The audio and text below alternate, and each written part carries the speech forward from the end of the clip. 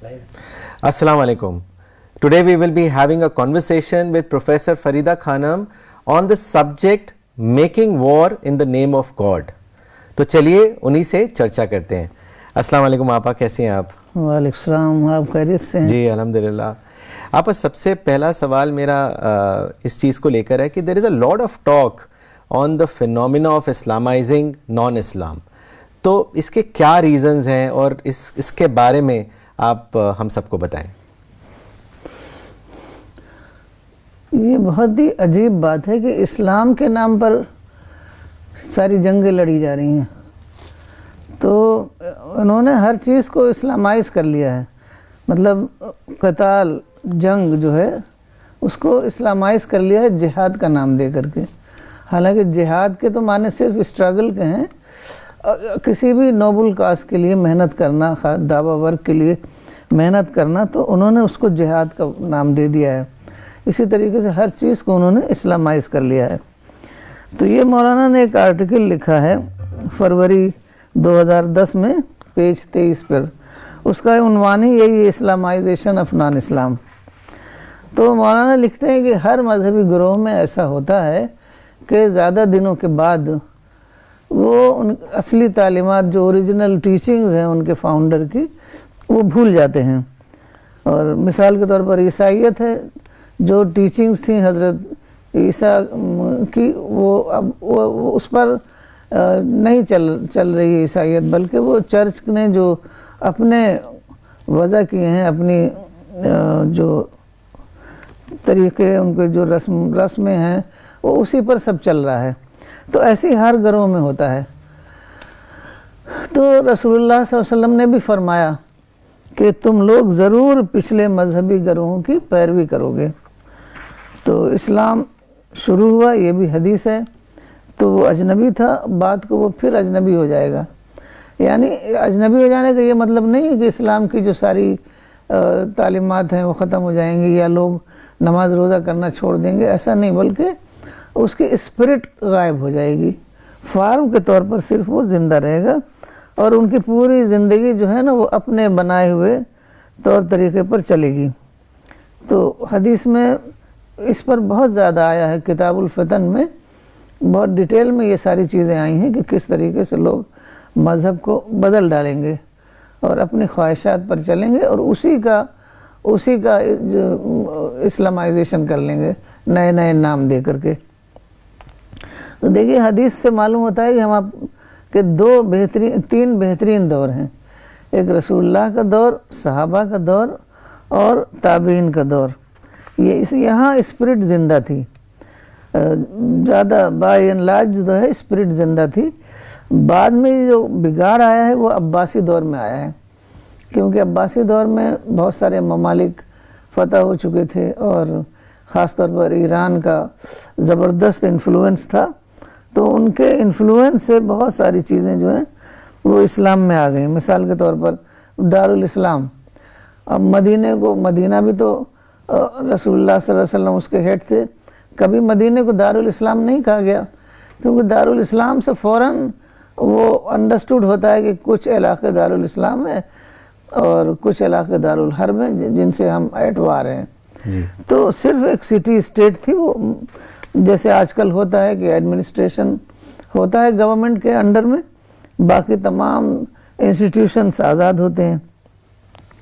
لیکن عباسی دور میں فقہا نے کام کیا, اور انہوں نے کچھ اصطلاحیں ایسی بنا دیں جو مبتدعانہ یعنی بدعت تھی, انوویشن تھی.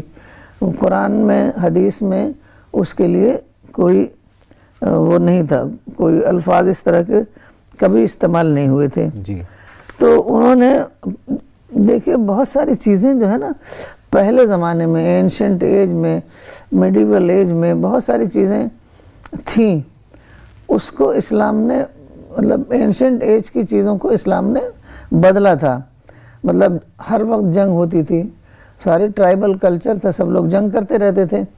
اسلام نے امن کے اصول مقرر کیے, جنگ کو بالکل لمیٹڈ وارفیئر, جبکہ کوئی چارہ نہ ہو, صلح کی ہر کوشش ناکام ہو گئی ہو, تب جنگ کی گئی, وہ بھی بہت ہی تھوڑے سے ٹائم کے لیے.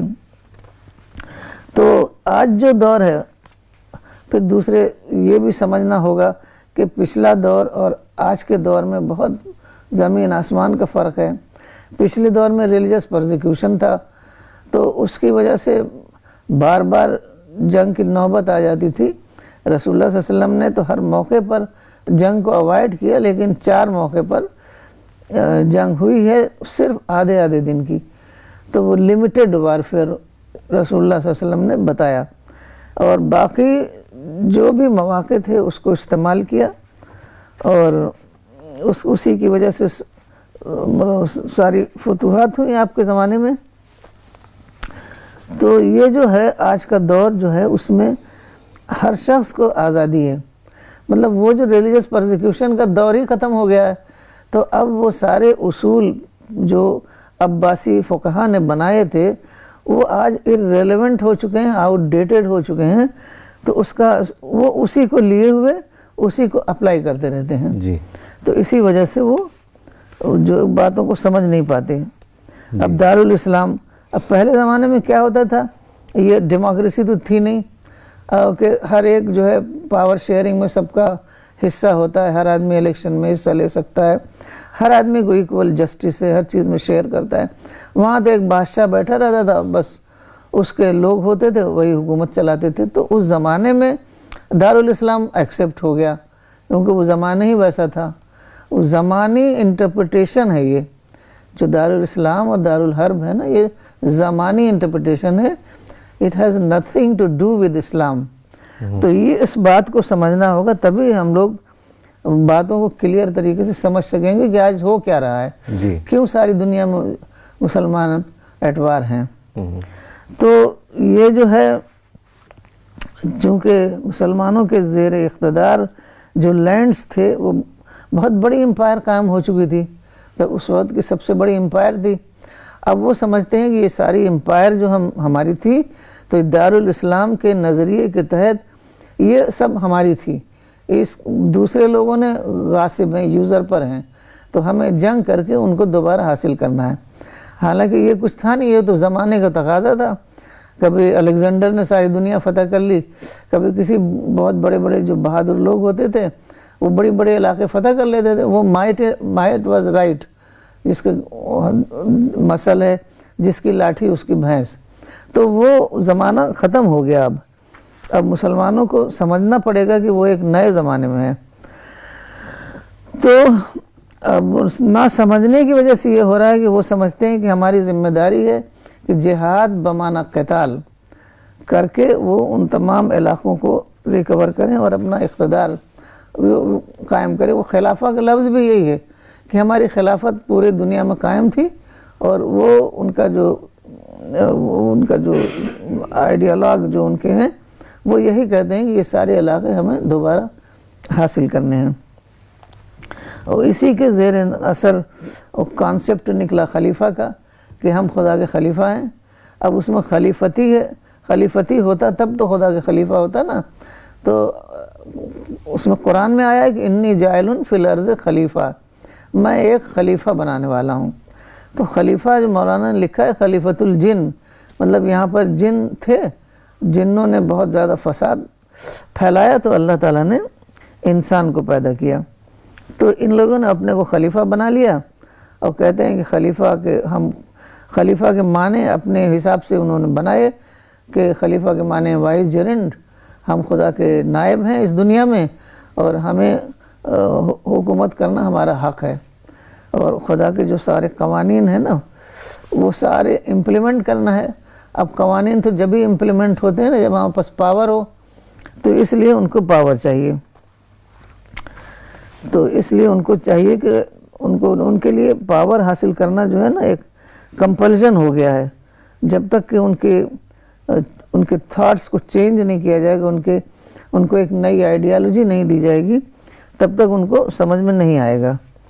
تو یہ مسئلہ ہے آج کے مسلمانوں کا. جی آپ نے بہت اس میں امپورٹنٹ پوائنٹس ریز کریں اور ہم لوٹیں گے ان ایسپیکٹس پر اگلے کویشچنز میں. جیسے آپ نے ابھی کہا دارالاسلام کی بات کری، آپ نے عباسد دور کی بات کری، تو میرا سوال یہ ہے کہ جب ہم قرآن پڑھتے ہیں تو ہم دیکھتے ہیں that God looks at the whole world through one perspective, that is entire humanity is one.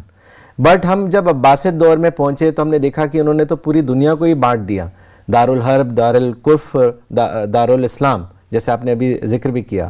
تو میں چاہوں گا اس چیز کو آپ تھوڑا اور واضح کریں, آپ نے ابھی اس کا ذکر بھی کیا تھا, اس کے بارے میں تھوڑا سا اور بتائیے. جو اس کو پوری دنیا کو جو بانٹا گیا, دارالاسلام, دارالحرب اور دارالکفر, تو میں چاہوں گا اس کو واضح کریں. ابھی دیکھیے یہ سارے جو ٹرمز ہیں وہ کہیں بھی نہ قرآن میں, نہ حدیث میں, نہ صحابہ کے جو تذکرے ہمیں ملتے ہیں اس میں ہے. تو یہ بدعت ہے. عباسی دور میں جب مسلمانوں کی امپائر قائم ہو گئی نا, تو اس وقت وہ ایک دوسری اس میں رہتے ہیں سائیکالوجی میں, کہ ہم رولر ہیں, دوسرے رولڈ ہیں. آپ اس سے سمجھ سکتے ہیں جیسے آج امریکہ ہے, تو وہ زمانے تک اس نے چائنا کو ایکسیپٹ ہی نہیں کیا. چائنا ان کے جو میپ پر آتا تھا نا, تو چائنا کو مین لینڈ لکھتے تھے, چائنا کا نام ہی نہیں لکھتے تھے. تو جب ایک بڑی امپائر قائم ہو جاتی ہے نا, تو یہ سائیکالوجی ڈیولپ کرتی ہے, سائیکی ڈیولپ کرتی ہے کہ سب کچھ ہمارا ہے, ہم اپنی مرضی سے ڈکٹیٹ کر سکتے ہیں. تو یہ بالکل اس کا اسلام سے کوئی تعلق نہیں ہے.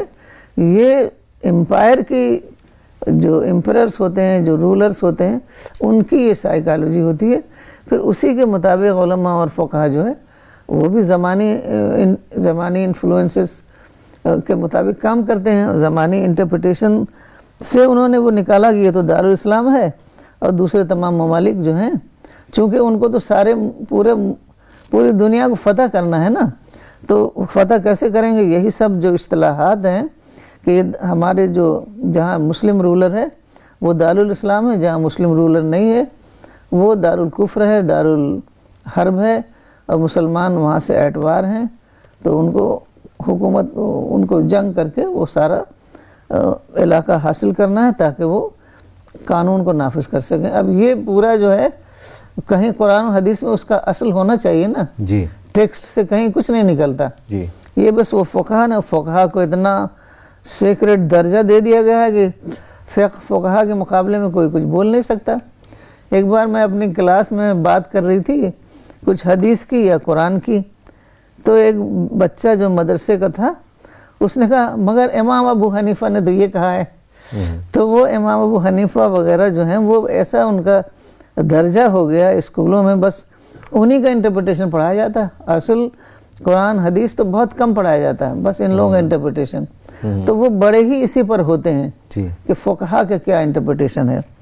تو انہوں نے اپنے زمانے کے لحاظ سے, ہم نہیں ان کہتے انہوں نے انٹینشنلی کام غلط کیا, زمانے کا اثر ہے. تو جب نیا زمانہ بدلا تو انہیں اپنے آپ کو بدلنا چاہیے تھا. تو یہ ہے. تو پھر اسی حساب سے پورا لٹریچر ڈیولپ ہوا نا, وی اینڈ دے کا کانسیپٹ. اکثر لوگ بات کرتے ہیں اپنے اور غیر, جب سب نان مسلم غیر ہیں, مسلم اپنے ہیں, تو اکثر لوگ جو ہیں اس طرح کی بات کرتے ہیں. تو کیونکہ یہ جو کانسیپٹ چلا آ رہا ہے دارالحرب کا, اس سے یہ ڈرائیوڈ ہے کہ وہ لوگ تو ہمارے دشمن ہیں, ہمارے کبھی بھی ہم وہاں پر حملہ کر دیں گے. تو ان سے وہ فرینڈلی تعلقات بنا نہیں پاتے. اگر بناتے ہیں, مولانا نے لکھا ہے بناتے ہیں تو منافقانہ طور پر بناتے ہیں, کیونکہ ان کا انٹرسٹ انوالو ہے. آج ساری دنیا یورپ امریکہ جا رہی ہے, اور آپ نے دیکھا ہوگا کئی لوگ جو ہیں بائیکاٹ کر رہے ہیں کہ اسرائیل کی بنی ہوئی ان چیزوں کو, مکھن ہے, پتہ نہیں کیا کیا ہے, سب چیزوں کی بائیکاٹ کیا جائے. تو ہمارے ایک گروپ میں یہ چیز آئی تھی, تو میں نے لکھا کہ ٹھیک ہے پھر موبائل کا بھی بائیکاٹ کریں, وہ بھی جو نے ڈیولپ کیا ہے. تو پھر چپ. یہ منافقانہ کل وہ ہے ڈبل سٹینڈرڈ کہ جو ہمارے فائدے کی چیز ہے وہ ہم لے لیں. بٹر کا کیا ہے, اس کا بنا ہوا نہیں لیں گے, کوئی دوسری کمپنی کا مل جائے گا.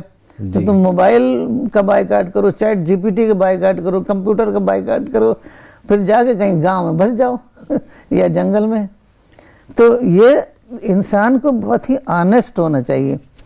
یہ نہیں کہ اپنے لیے کچھ دوسرے کے لیے کچھ. دوسروں سے تو کہہ رہے ہیں بائیکاٹ کرو, اور خود بچہ آج بغیر موبائل کے رہ نہیں سکتا, تو کیا مطلب ہے بائیکاٹ کرنے کا؟ تو یہ وہ جو دارالحرب کا کانسیپٹ ہے وہ وہی مین ہے, وہی جڑ ہے. وہاں سے سب کچھ نکلتا ہے, کیونکہ وہ ان لوگوں کو دشمن کی نظر سے دیکھتے ہیں. تو فرینڈلی تعلقات جو ہیں وہ بن ہی نہیں پاتے ہیں. جبکہ اسلام میں ہے دارالانسان. قرآن میں بار بار اللہ تعالیٰ نے کہا یا ایھا الانسان یا ایھا الانسان. تو کیونکہ ہمارے لیے جیسا کہ مولانا نے بتایا ہے ہم داعی ہیں اور دوسرے نان مسلم ہمارے مدعو ہیں, ان کو ہمیں خدا کا پیغام پہنچانا ہے, یہی ہماری باؤنڈنگ ڈیوٹی ہے یہی. تو اسی کے مطابق ہمیں اپنے تعلقات بنانے ہیں, نہ یہ کہ ہمارا رولر مسلمان ہے کہ نان مسلم ہے, اس سے کوئی مطلب نہیں ہے. تمام انسان برابر ہیں. ہاں اگر صرف ایک ہی ایکسیپشن ہے کہ کوئی حملہ کر دے, اٹیک کر دے, اس وقت لمیٹڈ وارفیئر میں کو انگیج کیا جا سکتا ہے. لیکن جب تک اٹیک نہ ہو, دشمن کے لیے بالکل جنگ نہیں ہے. آج ساری دنیا میں جو جنگ ہو رہی ہے نا, یہ ہمارے دشمن ہیں. جی دشمن کے لیے اسلام میں جنگ نہیں ہے, اٹیکر کے لیے ہے, وہ بھی بہت ہی لمیٹڈ شکل میں. جیسے رسول اللہ صلی اللہ علیہ وسلم نے صرف آدھے دن کی ایک جنگ, صرف آدھے دن کی, 4 ہی تو جنگ ہوئی وہ آدھے دن کی. اب یہاں تو 20 سال سے چل رہی ہے, 50 سال سے چل رہی ہے, جنگ ختم ہی نہیں ہوتی. جیسے لگتا ہے کہ جنگ ہی ان کی زندگی کا مقصد ہے, اسی سے جنت ملے گی. تو وہ جنگ ختم ہی نہیں ہوتی. اب حالانکہ وہی ان کو بتانا ہے کہ آج جو ہے وہ زمانہ ختم ہو گیا, آج آزادی کا زمانہ ہے, آج ریلیجس پرزیکیوشن نہیں ہے. اس زمانے میں جو دارالحرب کا کانسیپٹ ڈیولپ ہوا تھا نا, اس کا ایک ریزن یہ بھی تھا کہ جہاں مسلمان کو اپنی مذہبی فرائض انجام دینے کے لیے آزادی نہ ہو, جیسے نماز روزہ یہ سب ہے, تو آزادی تو ساری دنیا میں آزادی ہے. بالکل. تو آپ کہیں بھی جا کے نماز پڑھ سکتے ہیں, لوگ ایئرپورٹ پہ جا کے نماز پڑھتے ہیں. لیکن مسلمان سوچتے نہیں ہیں کہ آخر ایسا کیوں ہے. پہلے تو ایسا نہیں تھا, پہلے تو سچ میں مارے جاتے تھے, کعبہ میں جا کے نماز پڑھتے تھے تو وہاں مارے جاتے تھے. تو اس وقت یہ ایک مسئلہ تھا, اس مسئلے کو حل کرنا تھا. وہ رسول اللہ صلی اللہ علیہ وسلم نے بہت ہی پیشنٹلی اور بہت ہی صلح کے ساتھ, ان کے ساتھ ویل وشنگ کے ساتھ, ان کے ساتھ پورے اچھے تعلقات بنا کے اس مسئلے کو حل کیا. ان کو سب کو معاف کیا.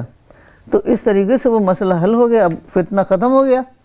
اب جو ہے ان لوگوں کو سمجھنا چاہیے کہ وہ ایک نئے زمانے میں ہیں. نئے زمانے میں وہ پرانے سارے جو ہیں, جو ان کا جو انٹرپریٹیشن تھا اسلام کا, اس کو اپلائی کر رہے ہیں. وہ اپلائی ہو نہیں رہا ہے. اب اس طرح پھنس گئے ہیں ہر جگہ, ہر ملک جنگ کر کر کے سب برباد ہو رہے ہیں, اور مل کچھ بھی نہیں رہا ہے. جی جزاک اللہ آپا. I think it's very important that we should see that our behavior, conduct and speech should conform to the principles as it has been laid out in Quran. اور آپا دیکھیے ابھی آپ نے جس طرح بتایا کہ Prophet he was such a great well wisher, قرآن میں بھی ان کے بارے میں یہ آیا کہ he was sent as a mercy for entire mankind, not for دار الاسلام. تو یہ انسانوں نے بانٹ دیا ہے, جبکہ جب ہم قرآن پڑھتے ہیں تو پوری ہیومینٹی ایک ہمیں دکھائی دیتی ہے, اور یہی سب سے امپورٹنٹ چیز ہے. اچھا آبا, آپ نے پچھلے جواب میں خلافت کے بارے میں بھی ذکر کیا. مولانا وحید الدین خان صاحب کو جب ہم پڑھتے ہیں تو انہوں نے بہت اچھا لکھا تھا کہ خلافت از ناٹ اے ورلڈلی اور a political authority, but it's a moral or a spiritual responsibility, and it aligns very well with the broader principles of Islam, which talks about compassion, social justice and pursuit of greater good in the humanity.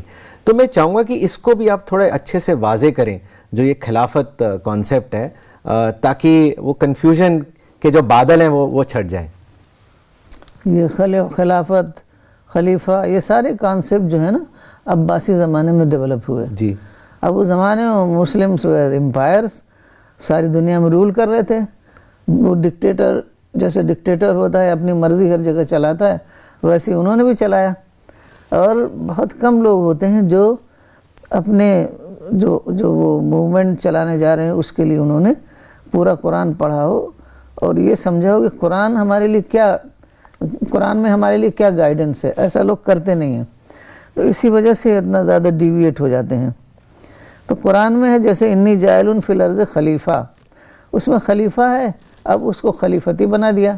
میں اپنا خلیفہ بنانے جا رہا ہوں, تو خلیفتی کیسے ہوگا؟ کیونکہ اگر خلیفہ کے معنی ہوتے ہیں سکسیسر, تو کیا انسان خدا کا سکسیسر ہے؟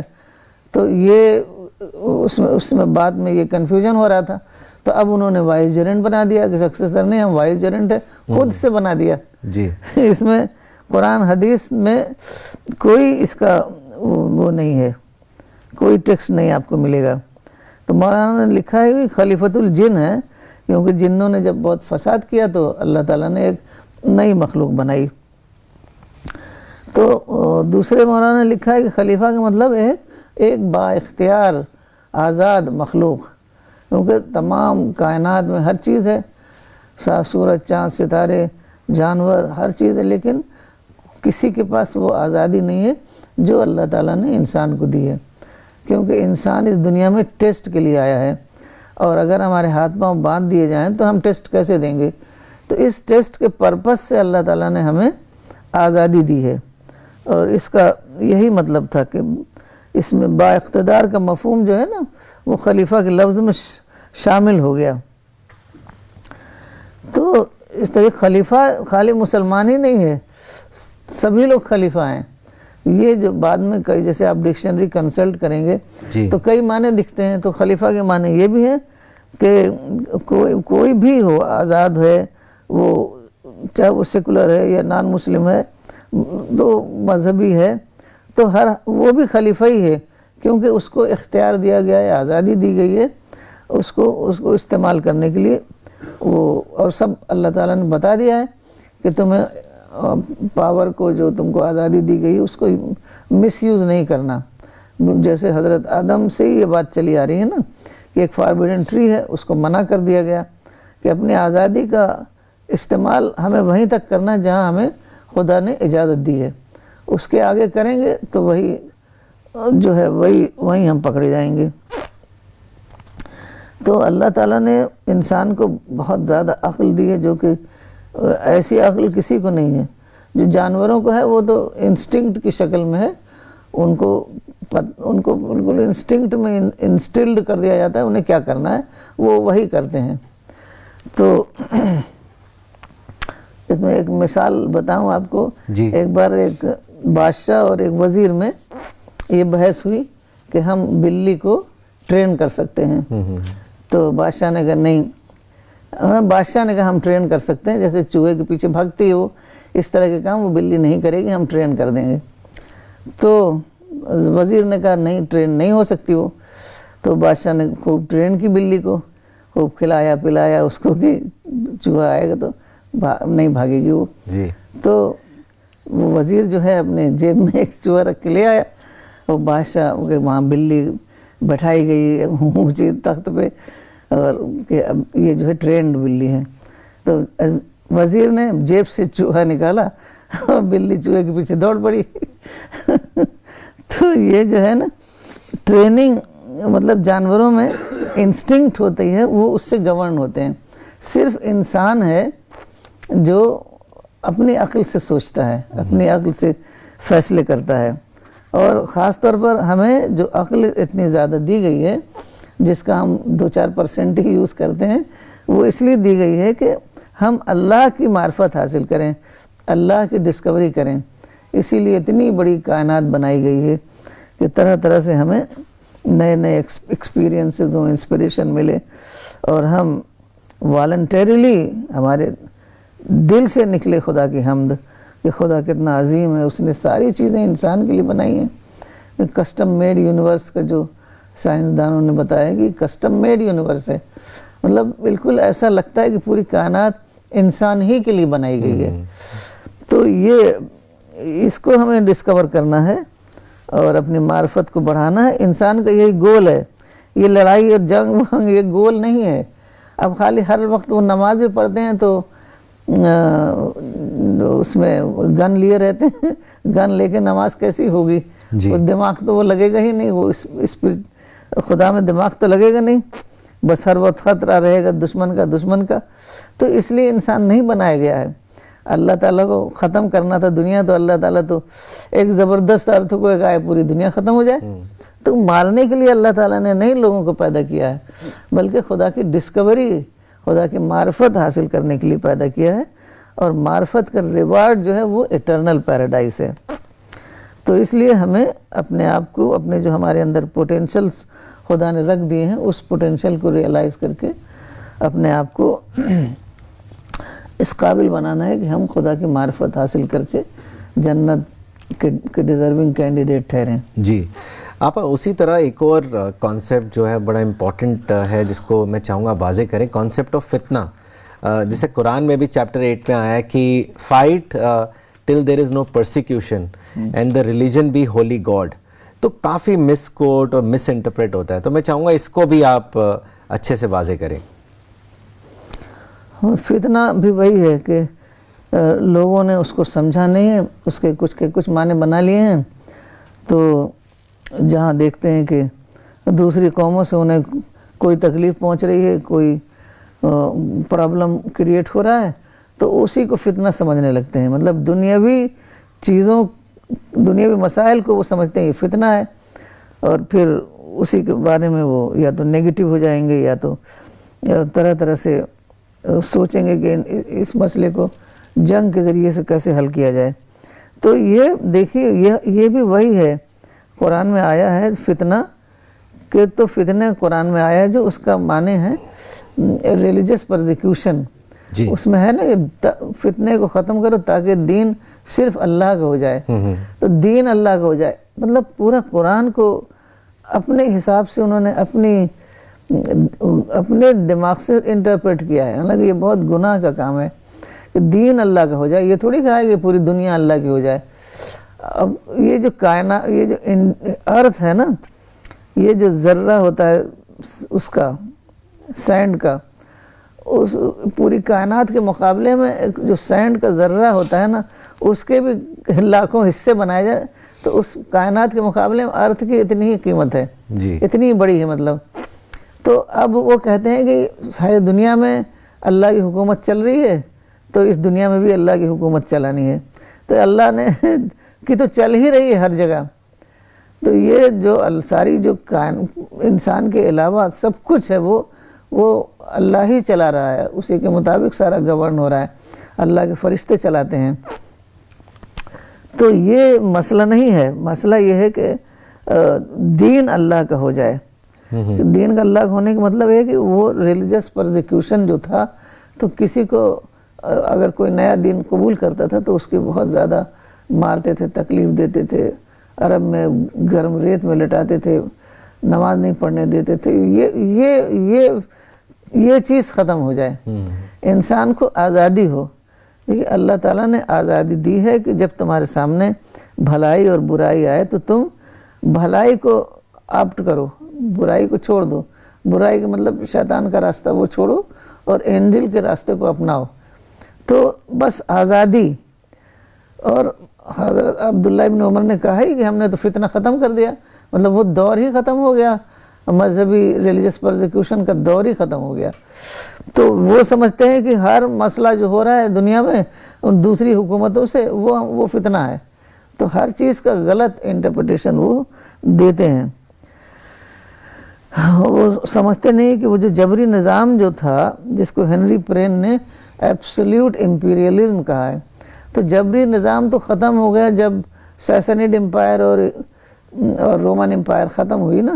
اب بہت محنت سے، بہت زیادہ سیکریفائسز کے ذریعے سے اس کو ختم کیا گیا، کیونکہ وہی جو ہے اپنے جو جبری نظام کے تحت وہی فتنہ پیدا کیے ہوئے تھے، کیونکہ وہ اس زمانے میں ایک تو اسٹیٹ ریلیجن ہوتا تھا، کوئی دوسرا مذہب اختیار کرنے کی اجازت نہیں تھی، کوئی کرتا تو اس کو مروا دیتے تھے۔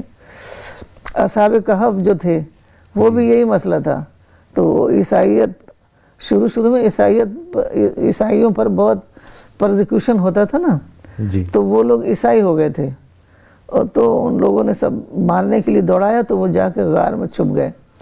تو یہ ہوتا تھا، یہ اس فینامنا کو ختم کرنا تھا کہ انسان آزاد ہے، اپنی مرضی سے سچائی کو ایکسیپٹ کرے یا نہ کرے، اس کی مرضی ہے۔ تو کوئی بھی اس میں لا اکراہ فی الدین، کوئی زور زبردستی نہیں ہے۔ تو یہی آیت ہے نا سورہ بقرہ میں کہ ان سے لڑو یہاں تک کہ فتنہ باقی نہ رہے۔ تو وہ تو اللہ نے حکم دیا، رسول اللہ صلی اللہ علیہ وسلم اور آپ کے اصحاب نے فتنہ کو ختم کر دیا۔ اب ہم جو کر رہے ہیں دنیا بھر میں جگہ جگہ جنگیں کر رہے ہیں، وہ تو فتنے کو دوبارہ قائم کرنا ہے، دوبارہ واپس لانا ہے. تو یہی سب باتیں جو ہیں ان کو سمجھنا پڑے گا، تبھی وہ کچھ کام کر سکیں گے. ورنہ جیسے سارے ملک برباد کیے ہیں انہوں نے، ایسے ہی فلسطین بھی برباد ہو جائے گا. تو اب تو دیکھیے وہ پولیٹیکل پاور کو، پہلے زمانے میں پولیٹیکل پاور ہی سب کچھ ہوتا تھا. وہ ایگریکلچرل ایج تھا، بادشاہ کے پاس ساری زمینیں ہوتی تھیں، اسی کے پاس پاور ہوتا تھا. تو وہ اس زمانے میں تو بھائی جس کے پاس پولیٹیکل پاور نہیں ہوتا تو وہ کچھ کر بھی نہیں پاتا تھا. تو آج تو اتنے ادارے ہیں طرح طرح کے، بلکہ وہ لوگ کچھ نہیں کر سکتے، دوسرے جو ادارے ہیں NGOs ہیں بڑے بڑے وہ کام کر رہے ہیں. اور پولیٹیکل جو ادارہ ہے وہ انہی لوگوں کے اثر میں رہتا ہے، کیونکہ ساری اکانومی سب کچھ انہی کے اوپر ڈیپینڈ کرتی ہے. تو یہ سب چیزیں سمجھتے نہیں. اصل میں نفرت جو ہے وہ آدمی کو اندھا بہرا بنا دیتی ہے. وہ ایک دم نفرت سے بھرے ہوئے ہیں، کچھ سوچ نہیں سکتے کہ مل جل کر رہنے میں جو فائدہ ہے وہ جنگ کر کے تھوڑی فائدہ ہے. وہ تو جو کچھ ہے وہ بھی برباد کر رہے ہیں. تو یہ ہے جی. اور آپا ایک چیز اور بھی ہے آج کے زمانے میں اگر دیکھیں تو جیسے مولانا نے بھی جو ایمفسائز کرا ہے that he is emphasise in the context of trials and challenges which an individual or a community face, and he used to say that you should face it with wisdom, with patience, and by adhering to the principles of the Quran. لیکن لوگ اکثر کیا ہے کہ وہ literal چیزوں میں پھنس کے اس کو آؤٹ آف کانٹیکسٹ اپلائی کرتے ہیں. That is where the problem occurs. تو آپ اسی لیے میرا اگلا سوال بھی یہی ہے، آپ نے وار کا بھی ابھی پیچھے ذکر کیا، کیونکہ اکثر ہم یہ دیکھتے ہیں کہ فوراً جو ہے بات چیت پہنچ جاتی ہے کہ we should declare war against the non Muslims, جبکہ اگر ہم اسلام میں دیکھیں تو peace is a rule and war is an exception. Maulana Wahiduddin Khan Sahib نے بہت لکھا ہے اس پر، and he is to say that even in the case of defensive war one has to see the result, forget about the aggressive war that we talk about. تو آپا میں چاہوں گا کہ آپ ہم سب کے لیے اس چیز کو کلیریفائی کریں کہ کنڈیشنز آف وار کیا ہیں، کن کنڈیشنز پہ جو وار ہے وہ جائز ہو جاتا ہے. بیکاز اکثر کانورسیشنز میں تو ہر چیز کا مسئلہ یہی ہے کہ بس اٹیک کر دیا جائے، وار ڈکلیئر کر دیا جائے. تو اس کو آپ واضح کریں. اصل میں جنگ تو آج کل جو ہے نا عوام لڑ رہے ہیں، گوریلا وار ہے، پراکسی وار ہے، یہ ساری جو وار ہے نان اسٹیٹ ایکٹرز جو ہیں وہی سب انوالو ہیں. تو اب اگر کوئی گورنمنٹ انوالو ہے تو وہ پراکسی وار ہے، وہ ڈائریکٹ تھوڑی آتی ہے بیٹل فیلڈ میں، بس ان لوگوں کو مدد کرتی ہے. تو وار تو بالکل ٹوٹل سینس میں غلط ہے، کیونکہ زمانہ بدل گیا ہے. اب یہ وار کا زمانہ ہی نہیں ہے. جس نے جو بھی وار کر رہا ہے، اب روس اور یوکرین کا وار دیکھیے، کوئی مسئلے کا کوئی حل نہیں. کیونکہ اسلام میں ایک بہت بڑی چیز ہے کہ ہمارے ایکشنز جو ہیں وہ ریزلٹ اورینٹڈ ہونا چاہیے. نہیں جنگ فار دا سیک آف جنگ نہیں، اس میں کچھ اس کا اچھا رزلٹ آنا چاہیے. اچھا رزلٹ آ نہیں رہا ہے تو پھر اس کو چھوڑ دیں، دوسرے فیلڈ میں کام کریں. تو جنگ جو ہے لوگ سمجھتے ہیں کہ جیسے نماز روزہ کرنا ہے ویسے جنگ بھی کرنا ہے. ہر وقت سب کو جنگ کے لیے اکساتے رہتے ہیں. نمازوں میں جو دعائیں کرتے ہیں اینمی کے تحس نحس کرنے کی، اینمی کو ڈسٹرائے کرنے کی، اینمی تو ڈسٹرائے ہو نہیں رہا ہے. تو کیونکہ رسول اللہ صلی اللہ علیہ وسلم نے تو یہ طریقہ اختیار کیا نہیں. کیونکہ اگر ہم قرآن پر، حدیث پر، رسول اللہ صلی اللہ علیہ وسلم کے اسوے پر نہیں چلیں گے تو ہم 1000 برس تک جنگ کرتے رہیں گے، ہمیں کچھ ملنے والا نہیں ہے. امت مسلمہ جو ہے وہ آخری نبی کی وارث ہے، اور اس کو نبی کی تعلیمات پر ہی چلنا پڑے گا، تبھی اس کو کامیابی ہوگی. اب چونکہ تعلیمات پر وہ چل ہی نہیں رہی ہے، بلکہ اگر کچھ کہا جائے تو وہ تو غصہ ہو جاتے ہیں کہ وہ اس کو بالکل ہی سمجھتے ہیں وہ اس زمانے کی باتیں ہیں.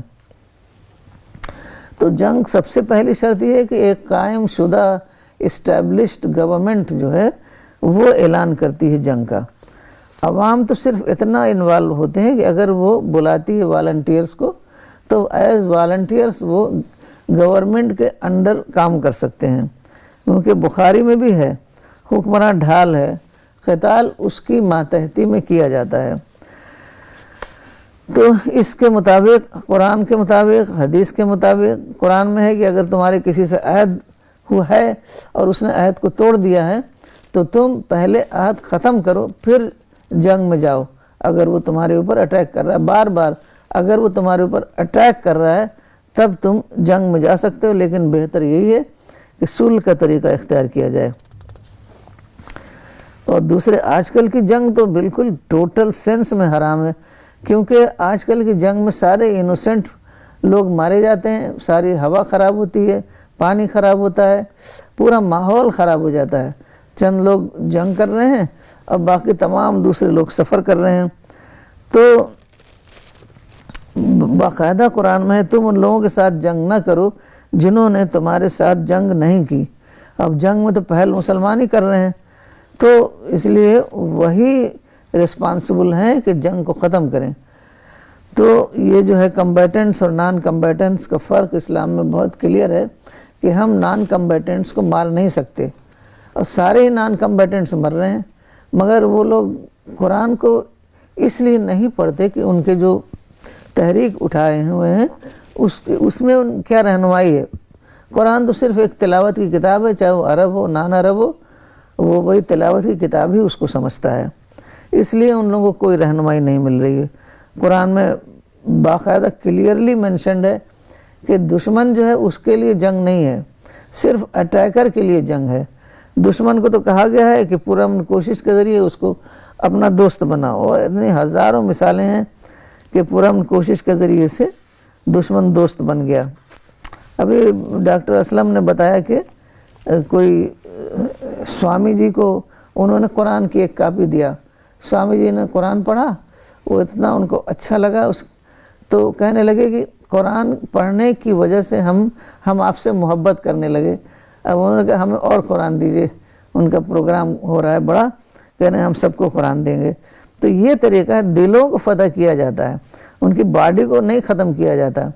تو یہ سب سے بڑی فتح یہی ہے کہ آپ لوگوں کو اپنا ویل وشر بنا لیں، اپنا دوست بنا لیں۔ تو بخاری میں ایک دوسری حدیث ہے، تم دشمن سے مد بھیڑ کی تمنا نہ کرو بلکہ تم اللہ سے امن کی دعا مانگو۔ تو امن جو ہے وہی آپ نے ابھی کہا نا کہ امن جو ہے وہ رول ہے اور جنگ جو ہے ایکسیپشن ہے جی۔ اور اب تو وہ ایکسیپشن بھی ختم ہو گیا ہے، اب تو جنگ کا زمانہ ہی ختم ہو گیا۔ جب سے یہ نئے نئے ویپنس آف ماس ڈسٹرکشن آئے تو جنگ کا زمانہ ہی ختم ہو گیا، سارے انوسنٹ لوگ مارے جاتے ہیں، اور بلکہ جو بیٹل فیلڈ میں ہے وہ تو بچا لیتا ہے اپنے آپ کو، صرف انوسنٹ لوگ مارے جاتے ہیں۔ تو جنگ کا تو کوئی آپشن ہی نہیں رہ گیا ہے۔ اور تیسری بات یہ ہے کہ مسلمانوں کو یہ بھی سمجھنا چاہیے کہ سیاسی اقتدار اس طرح نہیں ملتا جنگ کر کے، بلکہ سیاسی اقتدار اللہ تعالیٰ کے ہاتھ میں ہے۔ یہ بھی ایک ٹیسٹ کا پیپر ہے۔ اب اللہ تعالیٰ کسی قوم کو چنتا ہے، اس کو اقتدار دیتا ہے تاکہ اس کا ٹیسٹ لیا جائے۔ تو یہ ہے سورہ آل عمران میں، اقتدار کا مالک اللہ ہے، وہی جس کو چاہتا ہے اس کو دیتا ہے۔ تو اب آپ سوچئے کہ رسول اللہ صلی اللہ علیہ وسلم جن کے ساتھ فرشتے تھے، جنگ بدر میں 1000 فرشتے اترے تھے، وہ جنگ کے ذریعے سے نہیں اپنے مسائل کو حل کر سکے تو عام آدمی کیسے حل کر لے گا؟ تو آپ نے اسی وجہ سے آپ نے صلح کی، تو جو ہے صلح کے ذریعے سے سب آپ جانتے ہیں کتنا زبردست فائدہ ہوا، سارے ماحول میں نارملسی آئی اور انٹریکشن کے ذریعے سے اسلام کا پیغام لوگوں تک پہنچنے لگا۔ تو صلح کرتے ہیں، لوگ کیا سمجھ رہے ہیں کہ صلح کریں گے تو ہم دبیں گے نہیں، ہم یہ کوورڈس میں شمار ہوگا، ہم کیوں کسی سے دبیں، ہم تو مسلمان اپنے کو تھوڑا سپیریئر سمجھتے ہی ہے تو وہ دبے کیسے؟ جی۔ تو اس وجہ سے حالانکہ دبنے میں ہی ترقی ہے۔ رسول اللہ صلی اللہ علیہ وسلم نے جو صلح حدیبیہ کیا تو تمام صحابہ پریشان ہو گئے تھے کہ ہم اتنا کیوں دب رہے ہیں، اور دیکھیے جیسے صلح حدیبیہ ہوئی ویسی وہ قرآن کی آیت اتری، انا فتحنا لک فتحا مبینا، ہم نے آج تم کو بہت بڑی فتح دے دی، اب اس وقت اصحاب کی سمجھ میں نہیں آیا ہوگا کہ کیسی فتح دے دی، ہم تو دب کے ان کے تمام شرائط کو مان کر کے ہم نے صلح کی ہے۔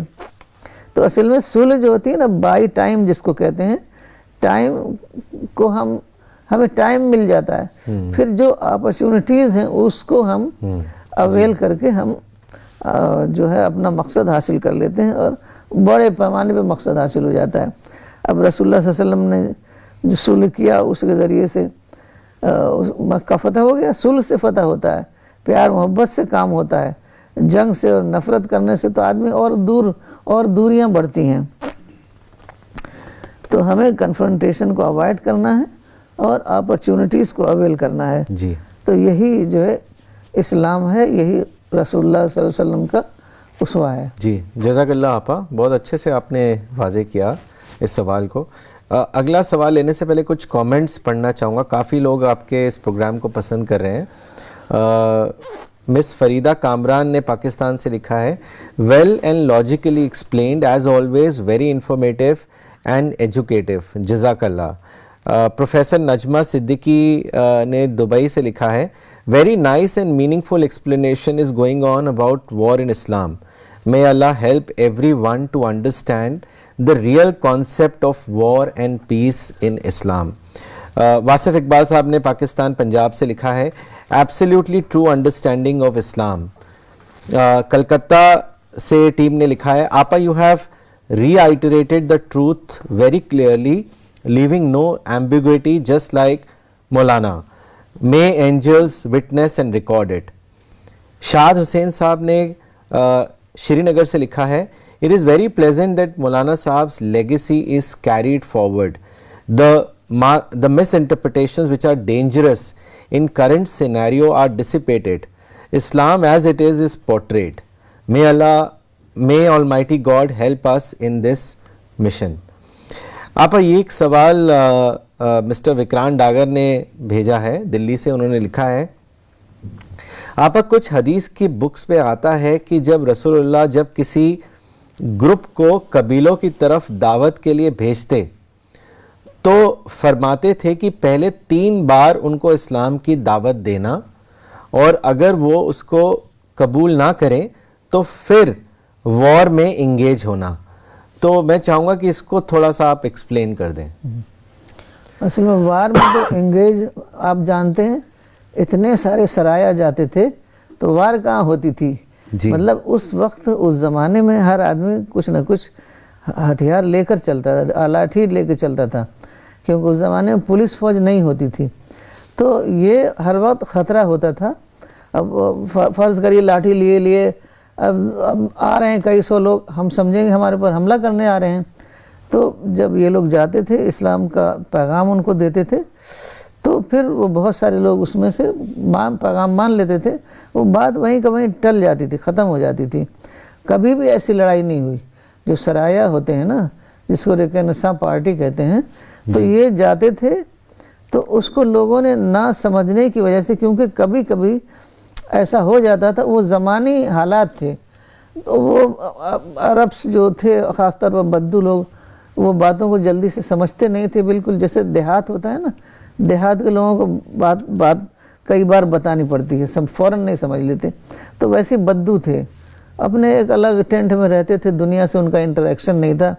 تو اب لاٹھی لے کر آ گئے، تو اب مسلمان بھی لڑنا شروع کر دیں ان سے، تو وہ رسول اللہ صلی اللہ علیہ وسلم نے منع کیا کہ پہلے ان کو پیغام دو، تو پتہ چل جائے گا کہ کیا ان کی نیت لڑنے کی ہے یا بات چیت کرنے آ رہے ہیں۔ تو یہ تھا فرسٹ پارٹ، کیا تھا میں یاد نہیں رہ گیا، کہ اگر وہ گروپس کو بھیجتے تھے قبیلوں کی طرف تو وہ کہتے تھے کہ پہلے 3 بار ان کو دعوت دیں آپ، اور اگر وہ رسپونڈ نہیں کرتے تب پھر آپ وار میں انگیج کریں۔ ہاں، تو یہ کنڈیشنل ہے کہ اگر وہ ان کی طرف سے اٹیک ہو، کئی بار مائنر اٹیکس ہوئے ہیں، جس کو کہتے ہیں مائنر اسکرمش نا، جی، تو یہ مطلب نہیں ہے کہ بس 3 بار جا کے بول دیا دعوت کا لفظ پھر اٹیک شروع کر دیا، ایسا نہیں۔ مطلب اگر ان کی طرف سے، یہ تو بہت ہی کلیئر ہے قرآن حدیث دونوں میں، کہ جب اٹیک ہوگا تب ہم ڈیفنس کر سکتے ہیں، ہم اٹیک نہیں کر سکتے کہ اس نے مانا نہیں ہماری بات کو تو ہم اٹیک کریں گے۔ اور دیکھیے کچھ چیزیں جو ہیں وہ پیغمبر کے لیے خاص ہیں. پیغمبر کے لیے کہا گیا تھا کہ تم کو، کیونکہ آخری پیغمبر تھے، تو ایک ایسا ماحول بنانا تھا کہ وہاں پر خدا کی جو کتاب ہے، توحید کا جو پیغام ہے، اس کے لیے کچھ لوگ تیار ہو جائیں، ٹیم تیار ہو جائے، اور وہ پھر دوسری دور دور جا کے اس کے لیے کام کریں. تو اب آج کے نہیں ہے کہ آج ہم جائیں اور کہیں کہ 3 بار دعویٰ پیش کریں اور پھر اس کے بعد جنگ شروع کر دیں. یہ آج کے لیے نہیں ہے، پیغمبر کے لیے تھا یہ. آج تو ہمیں صرف دعویٰ ہی ورک کرنا ہے. آج ایک دم حالات بدل گئے ہیں، اور صرف قومیں جو ہیں، جو حکومت ہے، وہی وار کو ڈکلیئر کر سکتی ہے. پہلے تو انڈیویجول ہی سب کچھ ہوتا تھا نا، اس کا ڈیفنس بھی اس کے ہاتھ میں تھا. تو اب کسی بات میں غصہ ہو گیا تو لڑائی شروع ہو جائے گی. رسول اللہ صلی اللہ علیہ وسلم سے پہلے تو وہ لڑائی ہوتی ہی تھی جی. 20 30 سال لڑائیاں چلتی رہتی تھیں. لوگ یہ بھی بھول جاتے تھے کہ لڑائی کی شروعات کیا تھی. تو یہ تو وہ زمانہ الگ تھا. اس زمانے کی ہر چیز ہم اپلائی نہیں کریں گے. یہ پریکٹیکل باتیں ہیں. یہ ہم دیکھیں گے تھیوری میں کیا ہے، بالکل رسول اللہ نے کیا کہا، قرآن میں کیا ہے. جی. اور آپا یہ بہت امپورٹنٹ ایسپیکٹ ہے جو لوگ اگنور کر دیتے ہیں کہ prophet was guided and inspired through revelation. آج کے زمانے میں تھوڑی کسی کو ریویلیشن آ رہی ہے کہ آپ جہاد کیجئے. انفیکٹ یہ آپا بعد کے زمانے میں بھی ہم دیکھتے ہیں کہ پروفٹ کے ہی بڑے صحابی تھے عبداللہ ابن عمر، اور ان کو جہاد کے لیے بلایا گیا تو انہوں نے کہا کہ اب جہاد کی ضرورت نہیں ہے. تو انہوں نے کہا کہ ریلیجس پرسیکیوشن کا واسطہ دیا گیا. تو انہوں نے کہا وہ تو ہم نے رسول اللہ کے دور میں ہی ختم کر دیا تھا. تو اب دیر از نو ریلیجس پرسیکیوشن. جیسے آپ نے بھی بہت اچھے سے اس کو واضح کیا پچھلے جواب میں کہ اب آپ کہیں بھی آپ نماز پڑھنا چاہیں، آپ نماز آسانی سے پڑھ سکتے ہیں، آپ کو کوئی فالو کرنے کے لیے نہیں روک رہا. تو وہ جو مقصد تھا جس کے لیے پروفٹس کو بھیجا جاتا تھا کہ توحید جو ہے وہ اسٹیبلش ہونا ضروری ہے، تو وہ تو اب اسٹیبلش ہو چکی. تو اب جہاد کس بات کا؟ تو یہ بہت مس انٹرپریٹ کیا گیا ہے اس چیز کو. آپا ایک سوال اور لینے سے پہلے میں کچھ 2 کامنٹس پڑھنا چاہوں گا. یہ کامنٹ بھیجا ہے مس شبینہ علی نے کلکتہ سے. انہوں نے لکھا ہے very informative session, very nicely explained. War these days is technology driven and leads to mass destruction. Individuals as well as the stakeholders should find guidance from the Quran and the life of the Prophet. Miss Kurutulain نے شری نگر سے لکھا ہے Maulana's main thrust was that Islam is a religion of peace. He was categorical in dismissing the argument that justice is the basic requisition of peace. Every war under Prophet Muhammad was a defensive war, and all his efforts were to put an end so that dawah work may be resumed. We should try to follow this in letter and spirit. آپا اسی لیے اس سوال پر میں آنا چاہوں گا کہ root word of اسلام بھی جیسا کہ ہم سب جانتے ہیں سلم which means peace, and the reason is that the greater objective of Islam is to establish a peaceful society. اور اگر ہم دیکھیں کہ ہیومن پروگریس ڈیولپمنٹ جو ہے وہ ایک پیسفل انوائرمنٹ میں ہی ہو سکتی ہے. انفیکٹ ایک انڈیویجول کا جو مورل اور اسپریچول ڈیولپمنٹ ہے وہ ایک ایگریسو ایٹماسفیئر یا ان وار ٹون ایریا میں نہیں ہو سکتا, وہ صرف ایک پیسفل انوائرمنٹ میں ہو سکتا ہے. تو میں چاہوں گا کہ آپ یہ اس چیز کے بارے میں بتائیں کہ what are the benefits of peace and examples from Prophet's life, how prophetic guidance was given in terms of avoidance of wars. تو اس کے بارے میں آپا ہم سب کو بتائیں. دیکھیے دنیا کی جو آج ساری ترقیاں ہیں وہ پیس ہی کی وجہ سے ہیں. پیسفل ورلڈ ایک کریٹ ہوئی نئے زمانے میں. وہ سارے جو ہیں اصول وہ ٹرائبل کلچر والے ختم ہوئے. جب تک جب جنگیں ہو رہی تھیں ہر وقت لوگ جنگ کر رہے تھے, اس وقت کہاں کوئی ترقی ہوئی تھی. تو یہ پیس جو ہے بالکل ضروری ہے. دنیا کے کاموں کے لیے بھی تمام کنسٹرکٹیو ایکٹیویٹیز جو ہیں وہ پیس سے ہی قائم ہو سکتی ہیں, اور آخرت کے لیے بھی. کیونکہ پیس نہیں ہوگا تو ہم خدا کی جو ہمیں معرفت حاصل کرنے کے لیے اس میں بہت کرنا پڑتا ہے, بہت کچھ تھنکنگ بھی کرنی پڑتی ہے اور عبادت بھی کرنی ہوتی ہے. ایک دوسرے لوگوں کو پیغام خدا کا پیغام پہنچانا ہوتا ہے. تو جب پیسفل نہیں رہے گا تو پھر ہم کوئی بھی کام نہیں کر سکتے خوف میں, ڈر میں. بلکہ اللہ تعالیٰ نے کہا ہے قرآن میں کہ ہم نے خوف کی حالت کو امن کی حالت سے بدل دیا. اب اللہ نے تو بدل دیا تھا, اب لوگوں نے امن کی حالت کو دوبارہ خوف کی حالت میں بدل رہے ہیں. تو ان کو قرآن جو ہے وہ پڑھنا پڑے گا, سمجھنا پڑے گا, تبھی وہ اپنے لیے جو ہے صحیح راستہ اختیار کر سکتے ہیں. اور رسول اللہ صلی اللہ علیہ وسلم کی زندگی میں تو ہر چیز کے لیے مثالیں موجود ہیں. ہمیں کہیں نہیں جانا ہے, اگر ہم نے ایک کتاب قاعدے کی سیریسلی پڑھ لی رسول اللہ صلی اللہ علیہ وسلم کے اوپر, تو وہی ہمارے لیے کافی ہو جائے گا. کیونکہ رسول اللہ ہر موقع پر امن ہی کے طریقوں کو اپناتے تھے. حضرت عائشہ نے یہ بات کہی ہے کہ آپ کی جنرل پالیسی تھی کہ جب بھی آپ کو دو چیزوں میں سے ایک کا انتخاب کرنا ہوتا تو آپ آسان کا انتخاب کرتے, یعنی اختیار ایسر. تو اسی لیے انہوں نے صلح کیا. صلح بھی اختیار ایسر ہے, جنگ اختیار آثر ہے, عین سے آثر. تو جنگ اور وائلنس یہ سب جو ہے آپشن جو ہے ہمارے لیے نہیں ہے, کیونکہ رسول اللہ صلی اللہ علیہ وسلم کا یہ طریقہ نہیں ہے. اور جو باقاعدہ ایک حدیث سے لوگ ڈرتے نہیں ہیں کہ جو میرے طریقے پر نہیں چلا, جس نے میرے طریقے کو چھوڑ دیا, وہ میرا امتی نہیں ہے. پھر اس وقت کیا حال ہوگا جب رسول اللہ صلی اللہ علیہ وسلم کہہ دیں گے کہ یہ تو ہمارا ہے ہی نہیں, اس نے تو ہمارے کسی حکم کو مانا ہی نہیں. تو ڈرنا چاہیے. مجھے ایسا لگتا ہے کہ لوگوں کے اندر سے خدا اور رسول کا سب کا ڈر ہی نکل گیا ہے. تو بس وہ چاہتے ہیں کہ ہم مسلمان ہیں, بائی برتھ مسلمان ہیں, ہم تو سیدھے جنت میں جائیں گے, رسول ہماری بخشش کریں گے. تو یہ سب جو فرضی خوش عقیدگیاں جو ہیں, یہی سب جو ہے مسلمانوں کو سمجھنے نہیں دیتی باتوں کو. کہ رسول اللہ صلی اللہ علیہ وسلم نے دیکھیے ہمیشہ اوائڈ کیا. جب آپ کو شروع کیا آپ نے کام مشن کا, تو کعبے میں 360 بت رکھے ہوئے تھے, وہیں آپ جا کے نماز پڑھتے تھے. آج تو ایک بت کی کیا ایک تصویر بھی لٹکا دیں نا, تو اس پر لوگ کپڑا ڈال کے تب نماز پڑھتے ہیں. تو رسول اللہ کیسے نماز پڑھتے تھے؟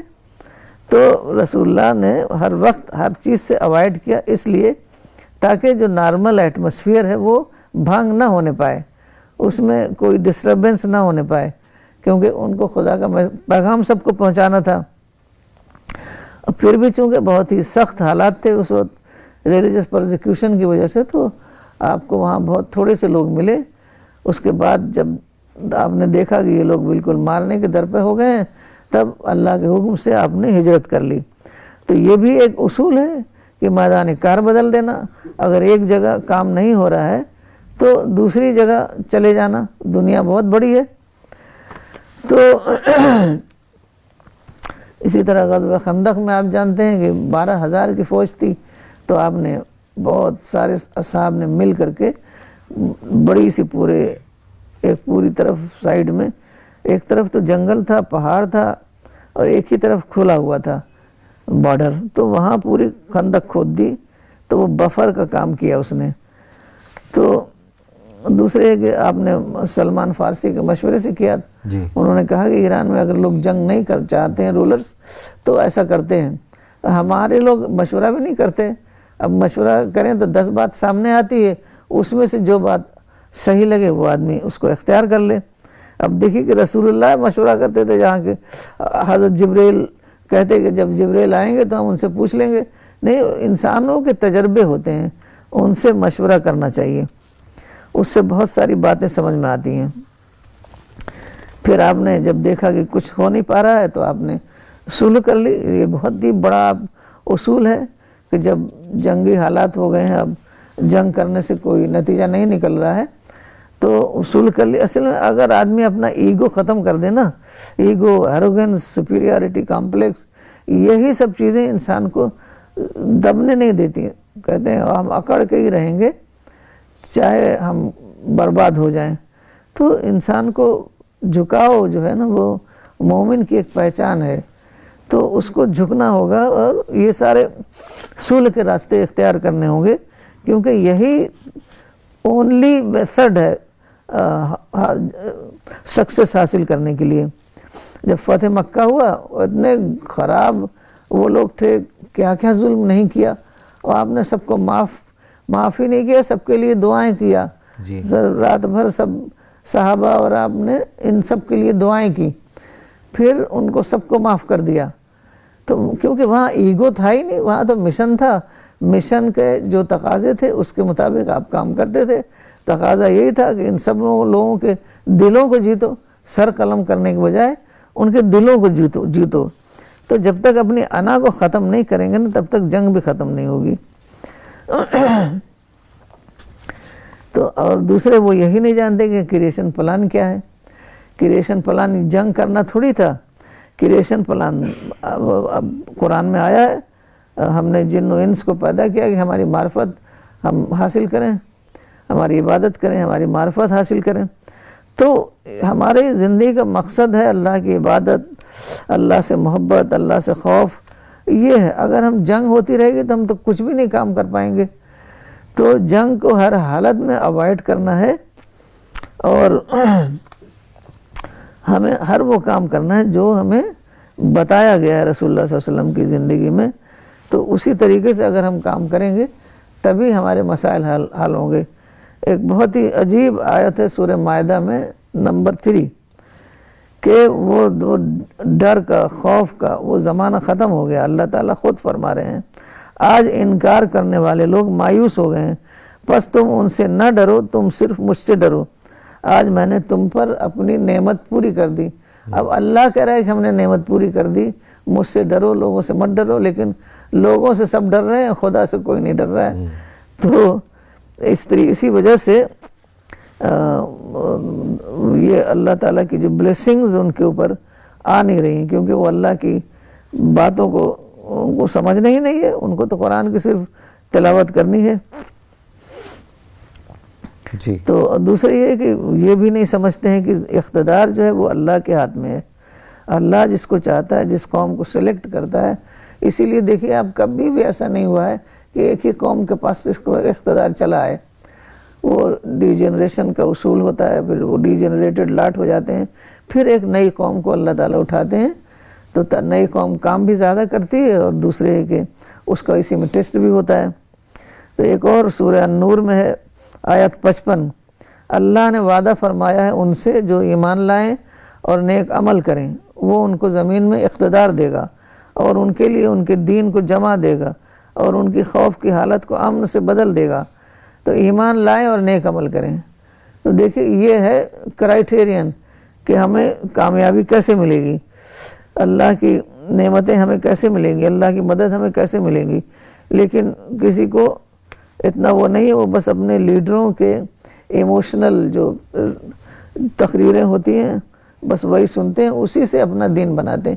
یہ ان کا اپنا سیلف میڈ دین ہے, اس کا کوئی تعلق قرآن حدیث سے نہیں ہو.